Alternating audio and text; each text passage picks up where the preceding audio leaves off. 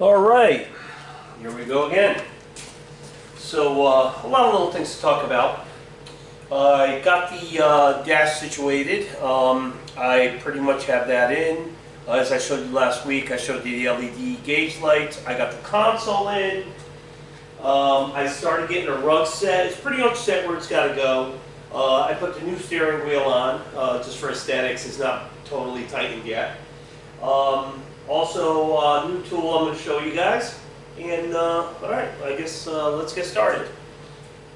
So I'm just putting the glove box together, the lock system. I just need to get my larger Allen head so I can just tighten that up, slide the lock in there, and I'm going to hook that up today. I got my lock sets, which I did put the ignition key in, and as I was putting the key in, I kind of bumped it and the engine turned over, so we know that's going to work. Let's see, tranny bracket for the cable. I got the console in, I got the shifter in, I got everything bolted up nice and tight, everything fit in its original holes. I have the cable installed. I am missing the cable retainer to hold the cable onto the staple shifter, and that's on its way to me. A couple of little things that I found weren't actually in these supposed full kits, like the hinge for the armrest top is not there. When I got the lock set, I did not get a retainer to hold the lock onto that the console box top, and I think that was it for that part. And I just ordered a whole bunch of like little small nickel and dime parts. I ordered the back panels because, no, actually, I'm sorry. I was waiting for the back panels, and Legendary finally shipped them, so I should have them next week. So that'll be, I'll be able to button up that back end and get ready to put the seats in it. I'm not too far. I did some wiring, all OEM wires, and we got a bunch of stuff going on. I put LED lights in the console, so I think. Parts-wise, really it was all just nickel and dime stuff. I don't think I received the keys. That stuff was last week, and I thought I had one more box of stuff that I received here. Actually, I do. Is this it? Oh, speedometer cable. Speedometer cable, which I'll pop in today. That should be fairly easy. Hopefully the headers don't interfere with it. And what else? And the rest are just all LED lights and stuff like that. Just nickel and dime stuff. Just to start buttoning things up. So we're kind of coming down to, I would say, the end of ordering really big parts and spending tons of money. Everything for the most part is here. A lot of it's still in the boxes back here, but as you see, the boxes are diminishing. I do need to get the OEM stuff out of here, so it's out of my way. We've got projects underway in the yard. Fence is done. Surprisingly, they knocked that out in a few hours, and the guys are here straightening out the lawn. So I would say, hopefully by next week, in the next 2 weeks, it sounds like that movie, The Money Pit, in the next 2 weeks. Everything is 2 weeks. In the next 2 weeks, I believe we'll have the backyard seeded. I'm not going to do sod back there. We'll have it seeded, cleaned up, and at least that part will be done.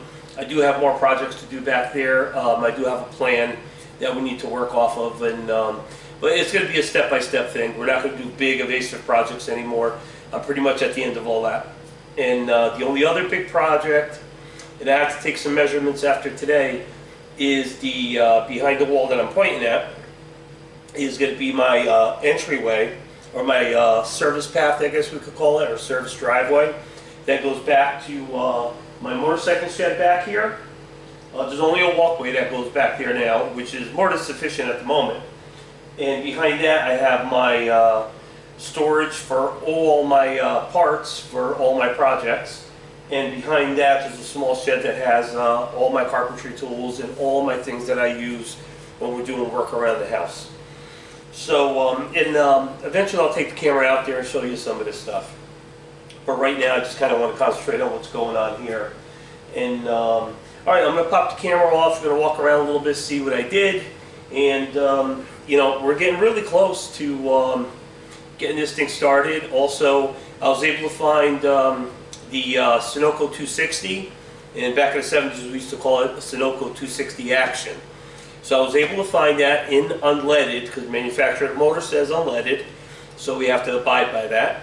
No ethanol, of course. It is oxygenated, so it's a good fuel. Sunoco, in my opinion, is the best. I had a hard time finding a distributor, but I did find one in Pennsylvania. They ship right to your door. You could get the 55-gallon drum, or you can get the 5-gallon pails. For now, I just got a 5-gallon pail. I don't really have room for the drum at the moment. Could I use the drum for the rest of my stuff? Yes, I can. It's cheaper by the drum too, a lot cheaper. But right now, shipping-wise, I should say, gallon-wise, I think it's a tiny bit cheaper, not a lot cheaper. But you save on the shipping because you got the big drum versus the. I think to get the drum here is like $60, but to get the drum, the 5-gallon drum here, it's I believe $49 or whatever. So the shipping is what kills you on the small stuff. But I'm happy that I found the Sunoco. I prefer it over VP. In my opinion, VP is more for, you know, two-wheel motorsports, motorcycle, you know, that cross-track racing or whatever you call it. I'm not into bike racing, so I don't know. And also on the drag strip for the Harleys and, you know, all the drag bikes. I think VP would be a preferred over Sunoco. But when it comes to the car stuff, totally prefer Sunoco, and I'm glad I found it. It seemed to be a hard thing to find, but all of a sudden there it was right in front of me. So I ordered 5 gallons just to get started. So hopefully that should be here this upcoming week. I thought I'd have it by now. I put my order in on, I think it was Thursday. So I'll probably see it tomorrow, maybe tomorrow or Tuesday. Which would be great, because I'll fill up the tank, figure out my hoses, start buttoning this up. I do have to retime the motor, because I bumped it when I was putting the key into the column. I forgot that I had the battery connected. So it kind of scared me when I put the key in there and I bumped it, and it spun right over like instantly. And luckily there was nothing in the way. It does have oil, and it's already primed, so we're good. But at least I know it's going to turn over. So hopefully firing this beast up is not going to be a production like it usually is. All right, let's go look at what I got done. And you know the weekly disclaimer, I'm not a cameraman, so I might make you dizzy. So motor-wise, nothing different, you know, just no radiator yet. I do have the radiator right behind me. At this point, I got to just put the engine back at 30 before top dead. I got to rephase my rotor on the distributor, and that'll be all set. And I do got to do something with the throttle position sensor. That's another issue. Oh, and hoses for the radiator. That's another headache. Top hose, no, but the bottom hose is a headache. All right, let's see. So basically, I want to show you this cool light that I got, and this is a big game changer. So basically, this is made by ATD, and it is a corded and a non-corded light. So in other words, if you're going to be out here more than 6 hours on high, I believe it's 6 hours or 3 hours, whatever, you plug it in, so this way you can use it as a corded light, which is kind of like, this is the light that I preferred. I haven't seen any other manufacturer do it. So you could use it corded, or you could use it just charging it up and making it a little bit more mobile. But she's very bright, and it really is just a game changer in working in the interior. It pretty much gets everywhere. You could tilt it if you want more light to the front, or if you want more light to the back. I just have it up and down right now. I just have it so it's just pointing straight down. But there's a console. She's in. And the top is just laying here. You know, I don't have the hinge yet. So it's just kind of laying here. I know you're looking at the rug right now. So that goes there. That's there. Let's shut the light off so you can see. Okay, so there's your LED lights in the console. You already saw the dash. But again, big difference than the original very dim type lighting these cars have always had. Backlight works, the courtesy light. I have it plugged to to one of the door switches, but the door switch is just hanging at the moment. It's not grounded. But right now with the door open, if I ground, or even with the door closed because it's not connected, but if you ground the switch and you push it on and off, it does work with the switch. So we know we're good there. We know our wiring is good out all the way to the starter motor because, like I said, I bumped it by accident and you know, it went. So started also installing the carpet, and I do have to kind of like steam it a little bit, get a little flatter. But I found all my seat bolts, all the safety belt stuff is under there too. I just have to well, I know where they are. I just got to find them, make the hole, and run the bolt in there, so this way they're easy to find when you're putting everything together. And I ran whatever harnesses I had to underneath, these to the back. I'll be able to put everything together. I still have to, oh, there's the speakers. I don't know if I showed you those. Kick panel with the speakers. Obviously, those are aftermarket kick panels. And much better than having them in the door. I think I did show you that. So I showed you the AC. So we're going to start buttoning all this up, and then the fun part is going to be the you know, the roof here, the ceiling, or whatever you want to call it. It's just gonna be a nightmare. I hate doing those. I've done them before. They came out good, but it's very nerve-wracking. You know, it's just a pain. You know, the headliner is what I was trying to say. So the headliner is going to be one of my adventures. And again, just looking at this light real quick. You know, it just clamps up here. It's insulated, so it's not going to scratch anything. It really can't scratch anything anyway. I am painted up to this point, but I need to paint the roof anyway. But the point is that it's a big game changer. You're not dragging lights around. You're not doing anything. You know, I just have it set up, just looped over out of my way, and I'll give you the part number of the light. It was, you know, if you're going to get a light like this, don't skimp on it. Buy something decent. This one is decent. You know, it's not a snap-on, but, you know, when it comes to the snap-on electrics, I'm not a fan. I'm a fan of everything Snap-on does, but the electric stuff, I'm just not a fan. I think it's overpriced, and just not a fan. You know, this ATD light is, so far, it's incredible. I highly recommend it. And let's just walk over. I'll give you the part number in case you're interested in it. And it's upside down, but here it is. It's an ATD 80357. They call it a Saber. And like I said, huge game changer. As you can see every square inch in here. Even underneath the dash, you can see nice and clear. So like I said, nobody pays me for this stuff. I pay for everything I buy. You know, nobody's giving me anything. And but I do recommend it. So you know, it's a true analogy of the tool. Definitely a cool thing. So I put the reproduction steering wheel on. Went right on, looks great. I compared it to my old one. My old one's obviously dirty, you've seen it. But the grain is right. The trim is right. Everything is right. Everything worked out well. I see a little bit of imperfection there. We just fixed it with my fingernail. It's just a little bit of dirt there. And there it is. I mean, everything's got to be cleaned. I mean, my hands are all over everything here. But for the most part, we're getting there. You know, we're getting there. It's a little bit of a slow process. But, you know, Rome wasn't built in a day. So, that was the extent of what I did. The interior took a lot of time, especially with the rug.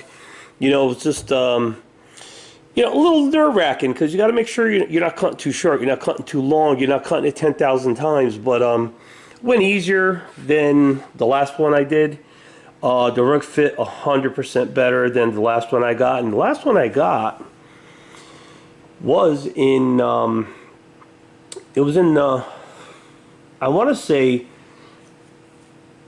mid-70s. I got the car in 75. I think I did the rug in 77, so I believe I got it from the dealer, if I remember correctly. I didn't go aftermarket. I worked for the dealer, so it was just easy to order the stuff. And I'll tell you, it didn't fit as easy or as well as this one I got from Legendary. So most of the interior, I would say 99% of the interior is Legendary. Again, expensive, but I highly recommend it. You'll have no problems. Everything fit. The dash actually didn't come from Legendary. That came from National Parts Depot. Again, it fit. I didn't have to tweak anything, but you know, just like the original dash, it feels brittle when you're working with it because it's plastic. But then again, the original dash was plastic too. The quality of the plastic in this one, I have to say, is better because the old one just between the heat cycles, sun, summer, winter, it became extremely brittle. And I do have it. I have two dashes. I have one that because my original dash they butchered up where the radio goes, so I ordered a brand new dash. No, I'm sorry, not brand new. I ordered a good used dash from a place in South Carolina, and it arrived. It was blue, so obviously it would have to be painted. It would need some work, but I mean it's in perfect condition. And both my dashes, my original one and that one, are both put away. They're wrapped up, boxed up, and just put away.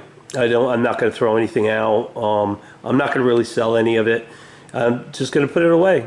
I mean, will I ever use it again? Probably not. But like I said, this Chevelle is an old friend, so I wanted to keep whatever came out of here. I still have. So the seats are going to be my next adventure, and I did reupholster my seats again. I don't remember if I got OEM covers at that time, but I did the seats fairly early when I got the car. In like 75 I got the car, so probably before, I would say before 76 or early part of 76, I did redo the two front seats.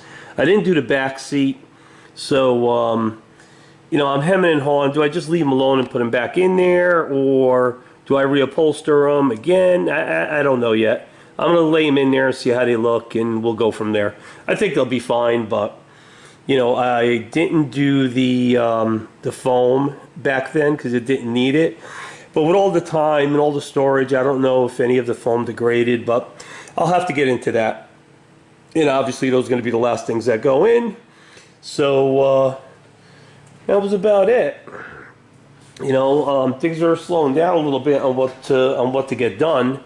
But I still have to do the brake bleeding. I might work on that today. We'll see. I kind of got into that interior and just kind of kept going with that, taking my time, making sure I didn't make any mistakes, and everything worked out well.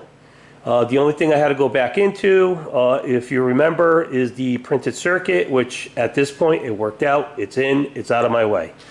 So basically, it's starting to look like a car again. Let's just turn this light on one more time, take another peek.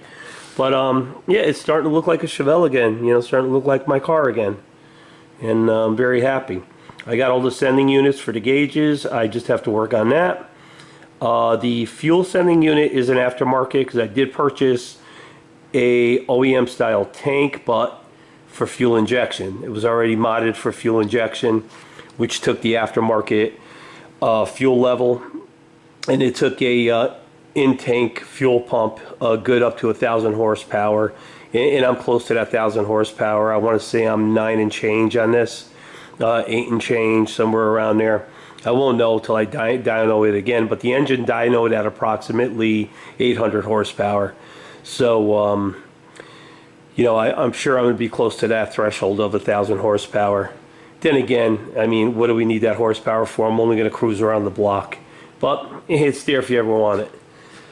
So that's it. With now, yeah, I would say it was a good amount of progress. I don't want to say it wasn't a lot of progress because I took my time, and I really looked at everything. And if I didn't have a part, like little part, whatever, like the LED lights, I didn't have ones that fit, so I had to order those.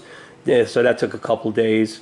And most of what you see here I did last weekend.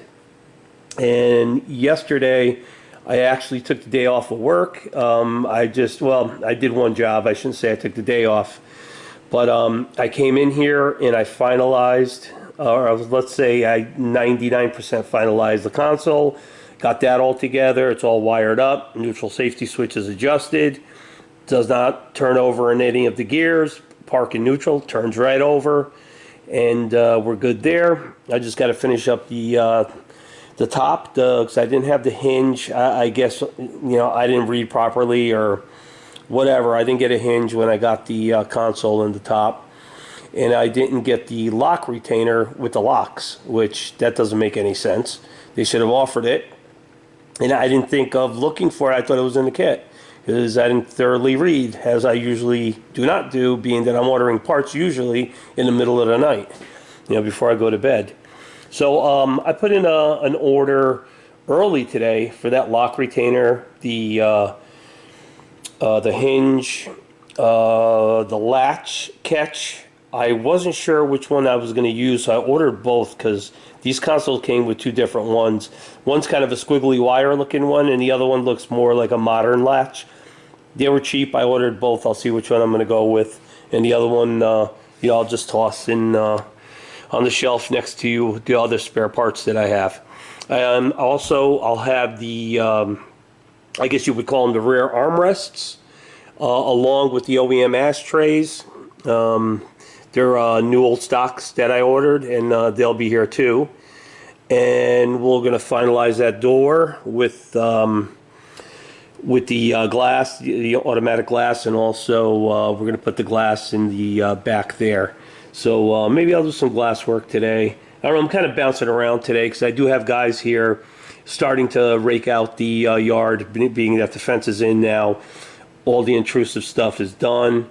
So now we can start finalizing the backyard, and they're here working, so I'm going to have to help them a little bit. And I'll be in and out of here, and we'll go from there. All right, guys, thanks for watching and following along, and hopefully we'll be able to turn that key and fire that motor. Once I heard it spin yesterday, now I'm more excited about getting it fired up. So maybe I'll concentrate on phasing that rotor today, getting the motor back onto top dead center, phasing the rotor, and maybe I'll drop the radiator in and start getting to that. The bottom hose is giving me a lot of trouble. I can't seem to find the proper bottom hose. The OEM one, it doesn't fit on the water pump, so I'm gonna have to take some measurements to see what I can come up with. I really like those stainless hoses that they have, but the leak rate is like incredible. Most of the guys that have them, they say they leak, and one guy actually said it blew off while he was driving. I can't deal with that, so I'd rather just get the rubber hoses, cover them with the stainless cover, the braided cover, and just call it a day, just so it matches the rest of the motor. And we got a lot of little odds and ends to still do out here. I still do not have my horns, and I still do not have the horn relay. I'm not sure what's going on with that. I sent a message to the supplier, and I haven't heard back from them yet. But so that's kind of like we still got the roach clip on there, holding it together to give me power inside. All right, so I guess that was it for what I've done so far. I showed you a little bit of parts that I got, and okay, so we had a little issue with the data card in the camera. That's why the last part of it is kind of messed up. But anyway, so I had to reformat it, and here we are. We're back. So basically, as I said, we're going to be putting in the speedometer cable today. We're going to start finalizing a few different things. And that's about it. Again, that saber light, ATD 80357. If you're looking for one, that's the light to have, because it'll give you corded, and it'll give you basically wireless, whatever you want to call it, uncorded, wireless, no cord. But anyway, great light for the money. I think I want to say it was less than $150. Maybe even less than that, maybe 130 or 120, I forget. I found it on Amazon. Amazon did have the best price, and I got it quickly. I think it was like a week out supposedly, and like 2 days it was sitting at my door. So definitely a light to have if you're doing this type of work, or even if you're working in your garage, whatever. It's just a good light. It clamps on, it's out of your way, it's corded, uncorded, so you got the best of almost every option out there. I haven't seen anybody else do it like this, to where you could use a cord or not. So anyway, again, it didn't look like a lot got done, but it did, because everything that I had to do was tedious. And I'm just going to keep motoring on this today. I do have to spend a little time outside, and of course, yard work, and it's raining, but it's got to get done, so we're going to be working in the rain for a little bit. Not real downpour, but enough to aggravate you. And I had to do a little pool work today, just treat it, clean it, you know, all that fun stuff. I did that early this morning. And I guess that's it.